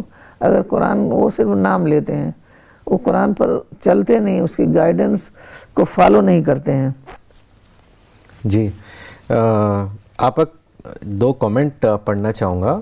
یہ پہلا کامنٹ بھیجا ہے مولانا فیاض الدین عمری صاحب نے گلبرگہ سے. انہوں نے لکھا ہے کہ ریلی مولانا وحید الدین خان صاحب was rightly guided as he give interpretation of Islam as a peaceful interpretation, and segregation of land into Kafiristan and Muslimistan was wrong and an ideological blunder done by the ulemas. Dr. Aslam Khan Sahab ne Saharanpur se likha hai, today Muslims of the entire world are busy in snatching the authority with the use of violence from those who have it. This is the reason why God has deprived them of his blessings. Really, you have described very nicely today in the lecture as peace is the best medium of spirituality and development of this world. آپ تو آج آپ نے جس طریقے سے سوالوں کا جواب دیا تو اس سے بڑا کلیئر ہے کہ Islam is a religion of peace. But what we have seen that presently Muslims are engaged in violence and in war in various parts of the world, and there doesn't seem to be any solution. So Appa, clearly what we can make out is that the Muslim Ummah needs to replan, they need to develop positive thinking, کیونکہ ہم ایک modern world میں رہ رہے ہیں جہاں پہ بہت اپرچونیٹیز ہیں. تو میں چاہوں گا کہ آپ کچھ ایگزامپل سے اس بات کو سمجھائیں کہ what kind of replanning is required and if at all it is required. دیکھیے یہ قوموں کے ساتھ ہوتا ہے، خود رسول اللہ صلی اللہ علیہ وسلم کے ساتھ ہوا کہ وہ جس طریقے پر چل رہے تھے اس سے کامیابی نہیں ہو رہی تھی. مطلب جب بھی اینیمی آتا تو آپ اس پر مطلب افینسو وار نہیں بلکہ ڈیفینسو وار کے ذریعے سے بھی کام نہیں چل رہا تھا، مسئلہ نہیں حل ہو رہا تھا. بدر میں جیت ہوئی، احد میں ہار ہوئی، تو اس طریقے سے پھر بھی بار بار اینیمی جو ہے وہ آتا رہا حملہ کرنے کے لیے. وہ آپ نے اوائڈ کیا، لیکن پھر نئی پلاننگ آپ نے یہ کی اب کہ صلح کر لی. اور اس زمانے میں صلح کرنا اتنا مشکل تھا کہ آپ نے بالکل اپنے آپ کو بالکل جھکا دیا. جو میں نے بھی کہے گا اس کی شرط ہمیں منظور ہے، بس کسی طریقے سے صلح ہو جائے. 10 سالہ صلح، آخر وقت تک لگ رہا تھا کہ اب جنگ ہو جائے گی کیونکہ قریش مان نہیں رہے تھے نا. تو جو کچھ بھی ان کی شرائط تھی اسی پر صلح کر لیا آپ نے، اور اسی سے سارے جو ہے نا سارے بند دروازے کھل گئے. تو اگر دیکھیے اگر ہمیں خدا کی مدد چاہیے تو یہ تو ہمیں کرنا ہی پڑے گا کہ قرآن کو سمجھنا پڑے گا اور رسول اللہ صلی اللہ علیہ وسلم کے اسووں کو دیکھنا پڑے گا، آپ کی تعلیمات پر چلنا پڑے گا. نہیں تو پھر یا مہدی کرنے سے تو کچھ نہیں ہوگا. ہر مسجد میں نمازیں ہو رہی ہیں، دعائیں ہو رہی ہیں، تو کچھ ہو رہا ہے؟ کچھ بھی نہیں ہوگا. جب آپ نے رسول اللہ کو ہی چھوڑ دیا تو کس ریفرنس سے آپ خدا سے دعا مانگ رہے ہیں؟ تو اس لیے دعا اس طرح کی قبول نہیں ہوتی ہے اور نہ ہو رہی ہے. تو اس لیے ہمیں چاہیے کہ ہم اس کو بہت غور سے دیکھیں کہ رسول اللہ کو جو آج کل کے حالات ہیں نا اس سے بہت زیادہ بڑی مسائل میں تھے رسول اللہ، اور آپ نے کس طریقے سے سب حل کیا. تو وہی ہمارے لیے اگزامپل ہے، وہی ہم بھی کریں ہمارے بھی مسئلے حل ہو جائیں گے. ایک مولانا نے ایک کتاب لکھی، چھوٹی کتاب ہے منصوبہ بندی پر، جی منصوبہ بند عمل کچھ ایسا کر کے. تو اس میں بہت ساری باتیں ہیں کہ کس طریقے سے ہمیں اپنے آپ کو ری پلان، اپنی مطلب پلاننگ ہم کو بدلنا پڑے گا. اب خالی مسلمان ہی تھوڑی، ہر قوم کو پلاننگ بدلنی پڑتی ہے. اب مثال کے طور پر یورپین نیشنز نے زبردست کروسیڈ کیا، جیسے آج کل مسلمان کروسیڈ کر رہے ہیں نا، ایسے یورپین نیشنز کروسیڈ کر چکے ہیں تقریباً 200 سال تک. اس میں ہار گئے بری طرح. ہارنے کے بعد انہوں نے جنگی میدان چھوڑ دیا. مسلمان تو صلح بھی کریں گے تو گوریلا وار چلائیں گے. تو پورا بالکل ٹوٹل سینس میں چھوڑنا ہوتا ہے. یہ نہیں کہ اس وقت تو کر لیا پھر چند دنوں کے بعد پھر دوبارہ شروع کر دیا، یہ ہو رہا ہے. تو انہوں نے بالکل ٹوٹل سینس میں آرمڈ کانفلکٹ کو چھوڑ دیا، اور علم کے میدان میں اتنا آگے بڑھے کہ 400-500 سال میں انہوں نے پوری دنیا کو بدل دیا. تو یہ خالی اسلامی کی بات نہیں، مسلمانی کی بات نہیں، بلکہ دوسری قومیں جو بھی زندہ قومیں ہیں وہ ایسا کرتی ہیں. جاپان نے یہ کیا، جرمنی نے یہ کیا کہ بالکل آرمڈ کانفلکٹ کو چھوڑ کر اپنی ترقی میں لگ گئے. تعلیمی ترقی، انڈسٹریل ترقی، اپنی اکانومی کو اتنا ساؤنڈ کر دیا کہ آج جو اس کا مثال دی جاتی ہے. تو اسی طریقے سے مسلمانوں کو بھی کرنا ہوگا. اب مسلمان کا مسئلہ کیا ہے کہ وہ نہ تو قرآن و حدیث کو مانتے ہیں اور نہ عقل کو مانتے ہیں، اپنے ایموشنز کے تحت وہ کام کرتے ہیں. تو ایموشنز تو مسلیڈ ہی کرے گا. تو ان کو جو مولانا نے لکھا ہے کہ ان کو یو ٹرن لینا پڑے گا، اور رسول اللہ کے جو رسول اللہ نے جو راستہ پیس اور صلح کا اپنایا تھا، جس کے ذریعے سے کامیابی حاصل کی تھی، اسی کے ذریعے سے مسلمان کامیابی حاصل کر سکتے ہیں. جی تو یہ جو ہے اتنا مسلمانوں نے اتنے billions and billions of dollars ختم کیے ہیں اس میننگ لیس وار میں، اور لاکھوں جانیں گئی ہیں، لیکن نتیجہ کچھ بھی نہیں. یہیں پر ان کو ٹھٹکنا چاہیے، سوچنا چاہیے کہ ہم اتنا زیادہ قربانیاں دے رہے ہیں اور پھر نتیجہ کیوں نہیں نکل رہا ہے. لیکن وہ میرے خیال میں سوچنے کا ان کے اندر مادہ ہے ہی نہیں. جی تو اس وجہ سے کام نہیں ہو رہا ہے. حالانکہ اسی اسرائیل میں آپ جانتے ہیں جو عرب پیسفل طریقے سے کام کر رہے تھے وہ اسرائیلی میں رہتے ہیں 20%, اور وہ پورے طریقے سے ترقی کر رہے ہیں, علم کی ترقی, اکانومی ہے, ان کے کالجز یونیورسٹیوں میں پڑھتے ہیں اور وہاں بزنس کرتے ہیں اور بہت ہی پیسفل طریقے سے رہتے ہیں وہ. لیکن اسرائیل کی ان سے جنگ ہے جو بار بار ان کے اوپر حملہ کرتے ہیں, بار بار راکٹ داغتے ہیں, ان سے جنگ کر رہا ہے اسرائیل. وہ اپنے پیسفل جو عرب جو اسرائیل میں رہتے ہیں ان سے تھوڑی اس کی کوئی جنگ ہے. ان کو تو تمام اپرچونٹیز جو ان کے اپنے باشندوں کے لیے ہے وہ ان کے لیے بھی ہے. تو اب یہ جو ہے رسول اللہ صلی اللہ علیہ وسلم کی تب ہو گیا ہجرت مدینہ ہے, پھر وہ صلح حدیبیہ ہے, پھر بہت بڑی چیز ہے کہ سب کو معاف کرنا, سب کو معاف کر دیا, سب کے دلوں کو جیت لیا. تو ہمیں بھی وہی کرنا ہوگا, ہمیں بھی جنگ کے بغیر فتح حاصل کرنی ہوگی.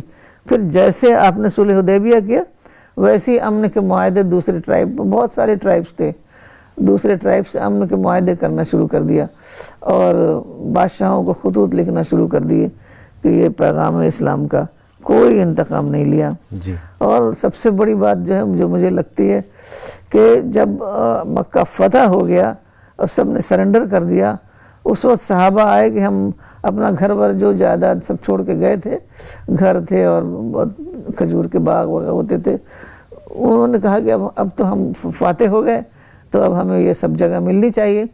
جیسے رسول اللہ صلی اللہ علیہ وسلم نے سنا کہ یہ لوگ جگہ واپس لینے کی باتیں کر رہے ہیں اسی وقت کوچ کر دیا. اب دیکھیے اب رسول اللہ کو مکہ میں رہنا کتنا عزیز تھا, لیکن اسی وقت کوچ کر دیا کہ یہاں پھر جھگڑا شروع ہو جائے گا.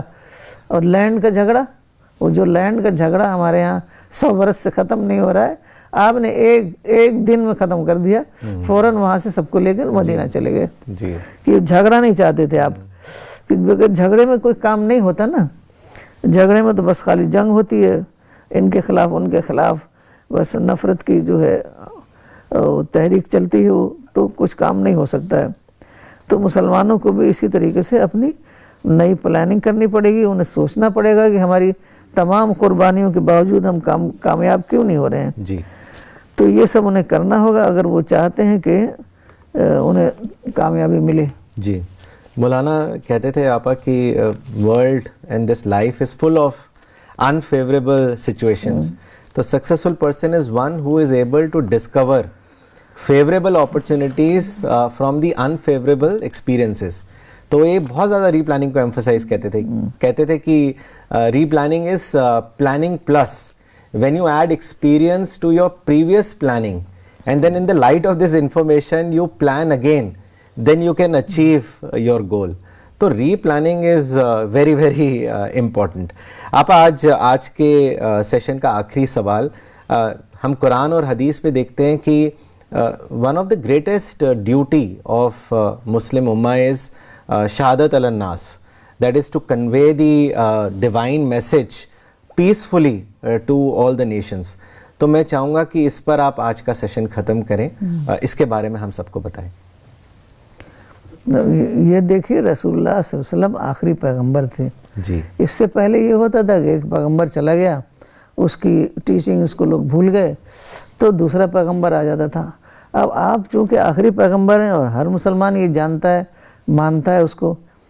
قادیانی نہیں مانتے تھے تو قادیانی کو انہوں نے اپنا الگ ہی کر دیا, الگ فرقہ بنا دیا ان کو.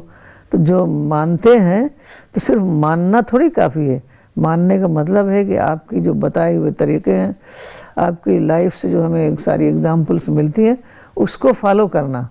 خالی ہیرو نہیں بنا لینا ہے بلکہ آپ کے اسوا کو فالو کرنا.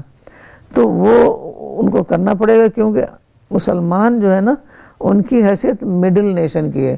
اس کو امت وسط کہا گیا ہے.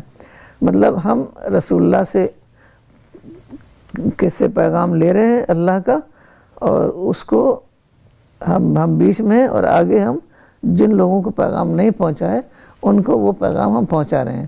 تو اس کو مڈل نیشن, لوگ اس کو بھی نہیں سمجھتے. شہادت کو مارٹرڈم کہتے ہیں.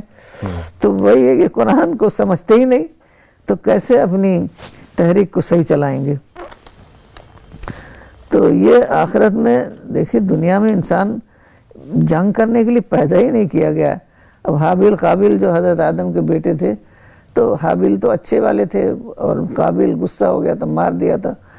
تو اس وقت جب مار رہا تھا اس وقت حابیل نے کہا کہ تم اگر میرے اوپر ہاتھ اٹھاؤ گے تب بھی میں اس کو ریٹیلیٹ نہیں کروں گا. اور وہی کیا انہوں نے کہ اس کو مار دیا. انہوں نے اس کو نہیں مارا، اس کو اپنا ہاتھ نہیں اٹھایا. تو یہ پہلے ہی دن اللہ تعالیٰ نے سارا سیٹ کر دیا تھا کہ اگر کچھ لوگ خراب نکلیں گے تو تم اس کو ریئیکٹ مت کرنا. اور بعد میں اس کی مثال دی گئی ہے قرآن میں، اور اس میں بھی ہے، حدیث میں بھی ہے کہ تم حابیل بنو، کہ اگر وہ لوگ ہاتھ اٹھائیں تب بھی تم مت ہاتھ اٹھاؤ. تو پھر خدا کی مدد آ جاتی ہے نا. لوگ سمجھتے ہیں کہ ہم کو تو دبا لیں گے. دبا کیسے لیں گے؟ رسول اللہ نے دب کر سول کیا تو دبا لیا، سارا عرب آپ کا ہو گیا. تو دنیا جو ہے نا اللہ تعالیٰ نے کچھ بہت ہی مضبوط اصولوں پر قائم کی ہے. تو یہ بھی اصول ہے کہ ہم جتنا دبیں گے اتنا ہی زیادہ خدا کی مدد آئے گی، اور ہر کامیابی خدا کی مدد سے حاصل ہوتی ہے. اب اکڑنے سے تو کوئی بھی کامیابی نہیں ہوتی، کیونکہ اکڑیں گے تو یہ شیطان کی سنت ہے اکڑنا. تو اگر اکڑیں گے تو ہمیں کچھ بھی نہیں ملے گا. اگر ہم جھکیں گے تو ہمیں خدا کی مدد، فرشتوں کی مدد سب مل جائے گی، اور تبھی ہمارا کام بنے گا. تو ہمارا جو مقصد ہے کہ ہم خود نجات کے راستے کو اپنائیں، سالویشن کے راستے کو اپنائیں، اور وہی راستہ ہم دوسروں کو دکھائیں، اور بالکل پیسفلی. کیونکہ پیسفل ہونا بہت ضروری ہے. پیسفل سے حالات نارملائز ہوتے ہیں اور تبھی کوئی کام ہوتا ہے. اگر جب دو گروہ ایٹ وار ہیں تو ہم نہ ان کی بات سنیں گے نہ وہ ہماری بات سنیں گے. جب ایٹ پیس ہوں گے نا تبھی تو بات سنائی جا سکے گی، تبھی وہ نارمل طریقے سے سیریسلی اس بات کو کنسیڈر کریں گے. تو یہ امت وسط جو ہے قرآن میں سورہ البقرہ میں ہے، ورس 143. تو لوگ سمجھتے ہیں ہم تو خیر امت ہیں، ہماری تو کیا بات ہے. جیسے خیر امت صحابہ کے لیے آیا ہے کہ انہوں نے کس طریقے سے کتنی ڈیڈیکیشن کے ساتھ، کتنی قربانیوں کے ساتھ انہوں نے کام کیا، تو ان کو خیر امت کہا گیا. اب مسلمان سمجھتے ہیں ہم بھی خیر امت ہیں، کچھ بھی کریں، ہم تو بس ایک مسلمان گھر میں پیدا ہو گئے، پھر کچھ بھی کریں، ہمارے اوپر کوئی وہ نہیں ہے، بائنڈنگ نہیں ہے. تو ایسا نہیں ہے. ہم اپنے عمل سے ہمارا درجہ متعین ہوگا، نہ کہ بائی برتھ. یہ سب بھی پہلے کی باتیں ہیں. بائی برتھ ایک کوئی بادشاہ گھر میں پیدا ہو گیا تو وہ ایلیٹ کلاس میں جو پیدا ہو گیا تو وہ اس کا بالکل الگ درجہ ہوتا تھا. عام گھر میں پیدا ہو گیا تو الگ درجہ. تو یہ وہی ساری چیزیں جو ہیں، یہ اینشنٹ ایج میں جو ساری چلتا تھا، یہ سارے طریقے، وہ سب مسلمانوں نے ہر چیز کو اسلامائز کر لیا. اب وہ سمجھتے ہیں ہم سپیریئر ہیں، ہم رولرز ہیں. ایک دم معمولی سا آدمی تھا، وہ بہت اکڑ کے چلتا تھا، تو کہنے لگا ہم تو سیدھے لال قلعے سے نکل کر آئے. جب مغل جب وہاں سے ہارے ہیں نا انگریزوں کے زمان، ہم سیدھے لال قلعے سے آئے ہیں. تو یہ اپنے کو سمجھتے ہیں ہم رولر ہیں. آج تک ان کی یہ سائیکی ہے کہ ہم رولر ہیں، دوسرے رول رہے ہیں، اس لیے وہ نارمل تعلقات نہیں بنا پاتے ہیں. حالانکہ ہماری جو حیثیت ہے وہ ہے کہ ہم امت وسط ہیں. ہمیں خدا سے، رسول سے لینا ہے اور دوسروں تک پہنچانا ہے، جو کہ رسول اللہ صلی اللہ علیہ وسلم نے ایک دم کلیئر آخری خطبے میں کہا تھا، جو حاضر ہے وہ ان کو پہنچا دے، جو حاضر نہیں ہے. تو جو رسول اللہ نے حکم دیا ہے وہ تو نہیں کریں گے، جو حکم نہیں دیا ہے وہ کام کریں گے. تو کامیابی کہاں سے ملے گی آپ بتائیے. دوسرے جو سب سے بڑی بات ہے کہ زمانہ بدل گیا ہے. آج گلوبل کمیونیکیشن کا زمانہ ہے. ہم اتنی تیزی سے کام کر سکتے ہیں، ہر گوشے میں خدا کا ورڈ پہنچا سکتے ہیں. پہلے تو کوئی سوچ بھی نہیں سکتا تھا کہ گھر گھر اسلام کا کلمہ کیسے داخل ہو جائے گا. اب ہمارے کلیم الدین صاحب کو دیکھیے، ہر وقت کہیں نہ کہیں کام کر رہے ہوتے ہیں، پوری دنیا میں وہ پہنچ جاتے ہیں جہاں بھی ضرورت ہوتی، ٹریول کر کر کے.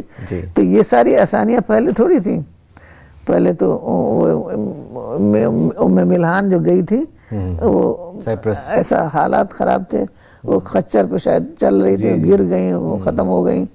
تو اب آج تو شاہی سواری ہے، ہوائی جہاز، اڑ کر آپ کہیں بھی جائیے، ہر جگہ ریلیجس فریڈم ہے اور آپ کام کریے. تو ज़माने की तब्दीली को समझना पड़ेगा, और दूसरे टूरिज़्म वाला, कि आजकल ज़माना है टूरिज़्म का, सारी मधु खुद हर जगह आ रहा है, अपने मुस्लिम मुल्कों में आ रहा है, तो वहाँ जो है आप जाएं और काम करें। तो जदीद इम्कानात को इस्तेमाल जब ही किया जा सकता है जब तशद्दुद हम ख़त्म कर दें, सिर्फ हमारी इमेज हो जाए कि हम पीस चाहते हैं जी, तो तभी तो लोग हमको सीरियसली लेंगे। अब ये नहीं कि 4 दिन के लिए हथियार रख दिया, फिर वो हथियार उठा लिया, फिर रख दिया, फिर उठा लिया, नहीं, बिल्कुल हथियार को ख़त्म कर दें। एक इस पर भी हदीस है किताबुल फितन में कि ज़माना इतना ख़राब आएगा, तुम लोग अपने तलवार को, उस वक्त तलवार ही होती थी, तलवार को फेंक देना और जंगलों में चले जाना। जंगलों का मतलब है कि बिल्कुल ही घरों में घुस जाना, और वो फितने जो आएंगे ना उससे दूर रहना बिल्कुल। तो ये कहा गया है, हमें अपनी इस ड्यूटी को समझना है जी, और दावा वर्क में अपने आप को पीसफुल तरीके से इन्वॉल्व करना है। जी, जज़ाकल्लाह आपा for giving us direction on this very important topic. आज के डिस्कशन में बहुत सी बातें आपने बहुत अच्छे से वाज़े करी, and I think we should watch this episode 2-3 times to understand the import of the message that Professor Farida Khanum has given to all of us. So before concluding the session, we have some important releases today, and CPS International is very happy to share that as the members globally have been working very hard to bring out Maulana Sahab's ideology, his works into different languages, and this work is going on a war footing in different parts of the world. So today we will be releasing new books of Maulana Waiduddin Khan Sahab, which has been translated into Spanish, into Arabic language, and we will do these releases with the help of Dr. Sania Stan Khan Sahab. I have invited him to come here and do these releases. तो पहला जो release है ये English book आज हम launch करने जा रहे हैं. This is with the title purpose of man's creation, and this translation has been done by Professor Farida Khanum. This is a translation of a chapter of Maulana Waiduddin Khan Sahab's book किताब मारिफत, जिसमें एक chapter है मारिफत तख्लीक. तो इसका ये translation किया गया है on purpose of man's creation, and I will request doctor Sania stand Khan साहब टू लॉन्च दिस बुक.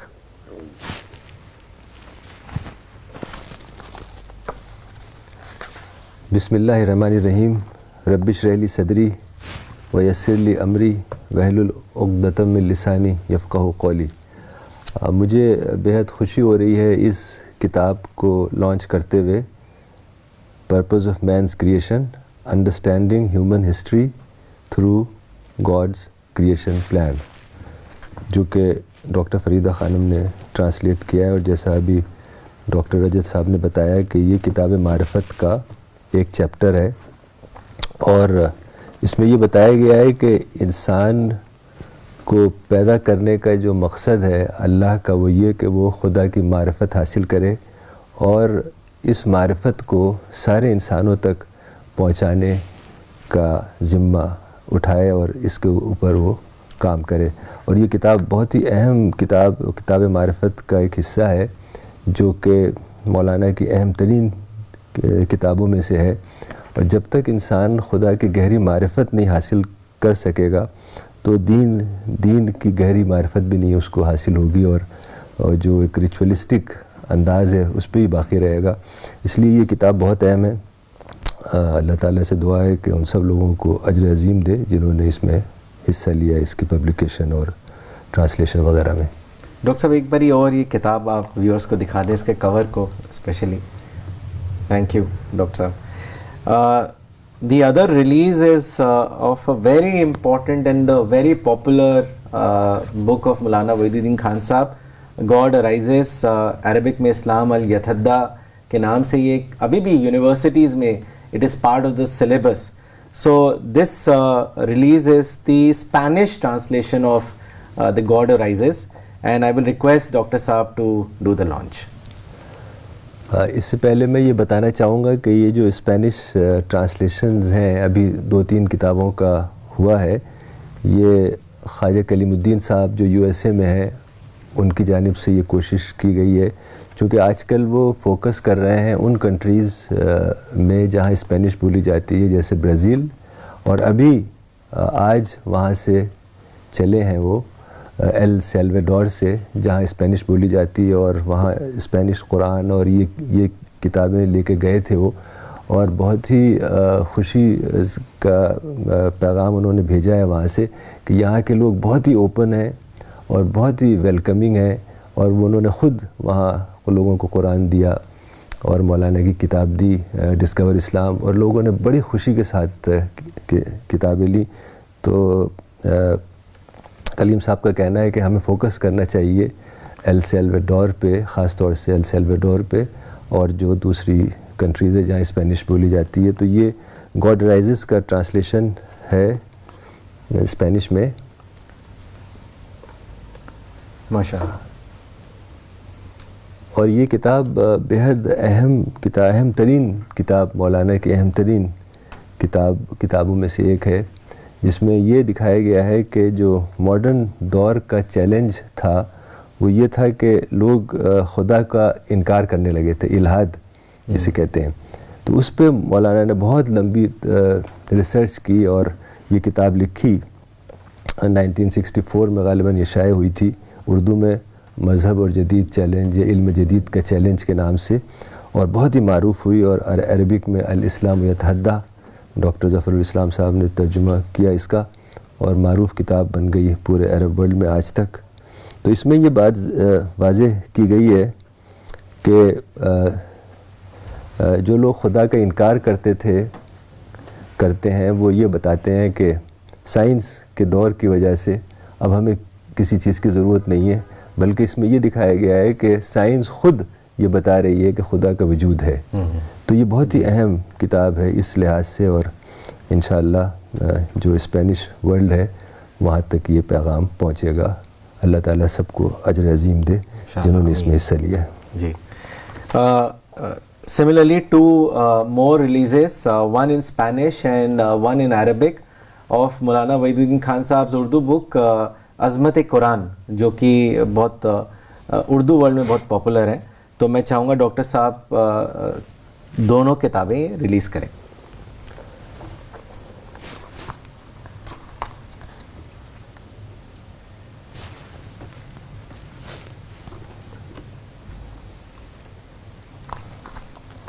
یہ دونوں کتابیں جیسا ابھی ڈاکٹر رجت صاحب نے بتایا کہ عظمت قرآن کا حصہ ہے، اور اس کا ٹائٹل ہے قرآن این ابائڈنگ ونڈر۔ یہ اسپینش ٹرانسلیشن ہے اور یہ عربک ٹرانسلیشن ہے، القرآن معجزۃ الخالدہ۔ تو یہ بھی کلیم صاحب نے کروایا ہے، اور ان کا کہنا ہے کہ مولانا کا لٹریچر بھی ہمیں بہت پھیلانا چاہیے، اور یہ بہت ہی اہم کتاب ہے اس لحاظ سے کہ یہ اس لحاظ سے اہم کتاب ہے کہ قرآن ایک خدا کی کتاب ہے، اور آج 1400 سال گزر گئے لیکن ابھی بھی اپنے اوریجنل فارم میں موجود ہے۔ بلکہ یہاں تک کہ عجیب بات ہے کہ قرآن کی جو زبان ہے عربک، وہ بھی آج تک بدلی نہیں 1400 سال میں، حالانکہ زبانیں 100 سال میں بدل جاتی ہیں۔ غالب کی اردو جو ہے وہ اکثر مشکل ہوتی ہے سمجھنا، ایسے ہی انگلش جو شیکسپیئر وغیرہ کی بہت مشکل انگلش ہے۔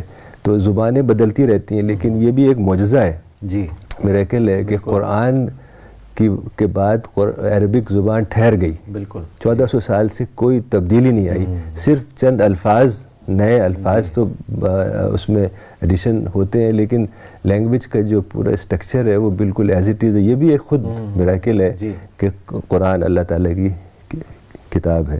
تو یہ بڑی اہم کتابیں، اللہ تعالیٰ اجر عظیم دے جن لوگوں نے اس کا ترجمہ کیا ہے اور اس کی اشاعت میں کام کر رہے ہیں۔ بلکہ ڈاکٹر صاحب کہا جاتا ہے کہ جیسے 200 سال کے بعد لینگویج میں تبدیلی آتی ہے, جی. لیکن قرآن کے معاملے میں اگر 1400 سال پہلے اگر کوئی شخص آج زندہ ہو جائے جی. اور وہ عربک میں کنورس کرے تو اس کو بہت زیادہ ڈفرینس نہیں لگے گا. یقیناً. تو بالکل بہت بڑا معجزہ ہے کہ وہ لینگویج کس طرح پرزرو رہی. It's a miracle. جی. ایک اور کتاب مولانا وحید الدین خان صاحب کی راز حیات, which is very very popular globally, and this has been translated in the English titled The Secret of Success. The translation and edition has been done by Professor Farida Khanam, Dr. Nagma Siddiqui, Dr. Maria Khan. So this has been, this is again getting relaunched in a new avatar, and I'll request Dr. Saab to do the launch.